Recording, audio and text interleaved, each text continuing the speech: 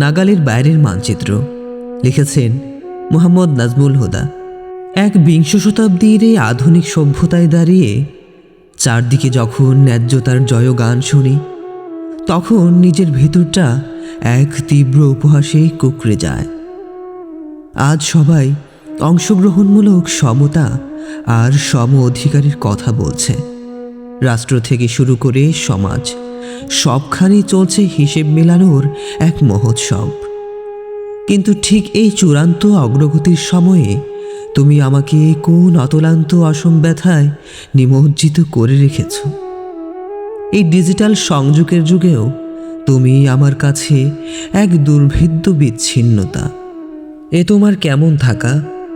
তুমি আছো, অথচ কেবল এক বিমূর্ত ছায়া হয়ে, যে ছায়াকে দেখা যায় কিন্তু ছোঁয়া যায় না, যার শীতলতা আছে কিন্তু কোনো আশ্রয় নেই। তোমার উপস্থিতি এখন আমার জীবনে কেবল এক যান্ত্রিক অভ্যাসে পরিণত হয়েছে। তোমার অস্তিত্ব, তোমার নাগাল সবই এখন অর্থহীন কিছু কুয়াশার চাদর। এই তথাকথিত সাম্যের যুগেও তুমি আমার সাথে যে বৈষম্যটুকু করে যাচ্ছ, তার কোনো আন্তর্জাতিক পরিমাপ নেই, কোনো দাপ্তরিক প্রতিবাদ নেই। তুমি আমার খুব কাছে থেকেও মহাজাগতিক কোনো দূরত্বের মতো সত্য।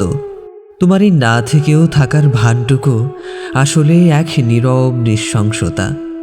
সমতার এই পৃথিবীতে তুমি আমাকে এমন এক প্রান্তিক একাকিত্বে ঠেলে দিয়েছ, যেখানে আমার অধিকার কেবল তোমার অবহেলার উপর টিকে আছে।